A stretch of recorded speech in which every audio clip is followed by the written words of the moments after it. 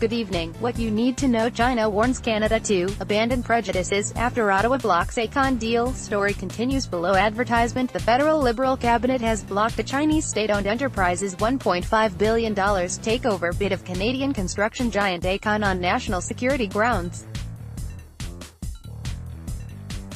The sale of Aecon, based in Toronto, had been opposed by its industry rivals as well as former senior intelligence officials at CSIS, Canada's spy agency. The Liberals accepted the findings of a national security review, which found that the takeover bid by China Communications Construction Co. Limited, one of the world's largest construction companies, was not in the national security interest. China responded by warning Canada to abandon prejudices and create a level playing field for Chinese enterprises. In recent years, Chinese companies, many of which are controlled by the state, have engaged in a spending spree across the world in search of assets and technology. Canada and China have explored pursuing a trade deal, and the decision by cabinet complicates talks. Wesley Wark writes in a column that the decision was a test of the national security review process. Aecon's intended master was a Chinese company with close ties to the Chinese government, and engaged in global infrastructure projects, including controversial defense installations, on a massive scale, sometimes with a dubious record. The deal did not smell sweet, however much its backers attempted to dismiss concerns about the takeover. Quote, "If you're interested in getting caught up on why the Aecon deal matters and why it fell through, we've built an explainer on the topic." Doug Ford involved in sale of fake Tory memberships in 2016. Liberals say the Ontario Liberal Party has released a recording in which Ontario Progressive Conservative leader Doug Ford is purportedly selling false memberships in 2016 for Kinga Surma, who is now a candidate for the party in the Toronto riding of Etobicoke Centre. Mr. Ford was not the leader at the time, but he knew Ms. Surma, who was an aide at Toronto City Hall during his late brother Rob Ford's mayoralty. The recording was released this morning by the Liberals campaign co-chair Deb Matthews and features Mr. Ford saying, "Kinga is running. It doesn't cost Yao anything, we're just signing people up today. That's it. Memberships to the party cost $10 annually and must be paid by the member."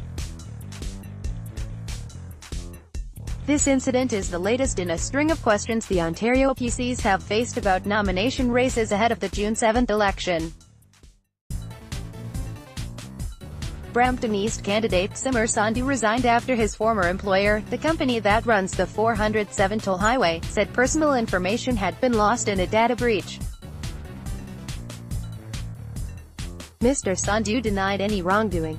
Elizabeth Renzetti writes in a column that things would have been different under Christine Elliott. Would Ms. Elliott have waged a better campaign than Mr. Ford, whom she defeated in total votes and number of ridings in the leadership contests, yet lost to anyway thanks to the PC's convoluted point distribution system? Let's put it this way, she could hardly be worse. The chances are that her campaign would have been quietly competent, its platform well planned, its minor fires doused immediately. The PC's huge early lead, one poll just after the leadership vote had them with 44% of support to the governing Liberals' 23%, would not have been squandered. For subscribers, Trump calls off meeting with North Korea's Kim, warns U.S. military-ready. Story continues below. Advertisement: U.S. President Donald Trump has called off what was expected to be a historic summit with North Korea's Kim Jong-un. The two leaders were supposed to meet next month in Singapore, but Mr. Trump announced his withdrawal, citing tremendous anger and open hostility, in a statement from North Korea that called U.S. Vice President Mike Pence a political dummy. Mr. Trump also warned that the United States military was prepared to act in the event of reckless behavior by North Korea. Earlier in the day, North Korea demolished tunnels at its Punggye nuclear test site, which the regime says is proof of its commitment to end nuclear testing. The two Koreas had experienced a period of relative peace after Mr. Kim met with South Korean President Moon Jae-in last month. It is unclear what happens from here for the relationship between the US, North Korea and South Korea. You can read the full text of Mr. Trump's letter to Mr. Kim, in which he officially cancels the summit here. Retail and business banking help. RBC and TD weather slowed mortgage market. Royal Bank of Canada and Toronto Dominion Bank, Canada's two largest commercial banks, were buoyed by their retail and business banking arms amid a slowing mortgage market.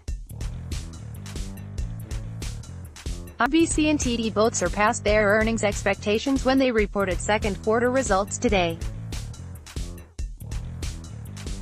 RBC reported a profit of $3.1 billion for the quarter that ended April 30th, up from $2.8 billion a year earlier. TD reported a profit of $2.9 billion, up from $2.5 billion during the same quarter in 2017. This is the Daily Evening Update newsletter. If you're reading this online, or if someone forwarded this email to you, you can sign up for Evening Update and all Globe newsletters here. Have feedback? Let us know what you think. Market Watch story continues below advertisement. Toronto stocks ended lower Thursday as oil prices slid, and after U.S. markets dipped after President Donald Trump canceled a planned summit with North Korea's Kim Jong-un and ordered a probe of auto imports, while gains in Netflix pushed its market value to a record. The Toronto Stock Exchange is The Dow Jones Industrial Average fell 0.3% to close at 24,811.76 PS. Got a news tip that you'd like us to look into? Email us at tips@globeandmail.com. Need to share documents securely? Reach out via SecureDrop. What's trending on social? TransLink, the transport authority for Metro Vancouver, has paused its promotional campaign featuring Morgan Freeman after allegations of inappropriate behavior and sexual harassment emerged about the actor. Talking points: does Canada's bill to protect military victims go far enough? Earlier this month, the federal government tabled Bill C-77, which establishes a Victims' Bill of Rights in the military that will mirror the protections that already exist for Canadian civilians, with one additional provision: a victim liaison officer to help shepherd the victim through the justice process. This is a laudable step for the Canadian Armed Forces as it works to take on the pernicious problem of sexual assault in the military. However, having served in the U.S. military when the United States was struggling with legislation to help tackle the same problem, I wonder whether this bill goes far enough. Lindsay Rodman. Shrinkflation: why the food packages you buy at the grocery store continue to become smaller. Pricing in the food processing sector is intricate.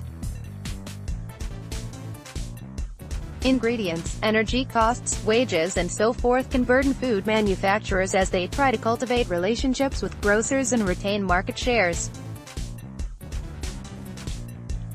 For decades, the shrinking package strategy has been part of the food industry. This can be seen in items such as chips, ice cream, cookies, pasta and chocolate bars. But packages are now shrinking even faster than ever before. The tactic is so widespread that some are calling it shrinkflation. Sylvain Charlebois. Living better, itching to get your gardening gloves on and start digging? Longing to dust off the patio furniture and enjoy the warm weather?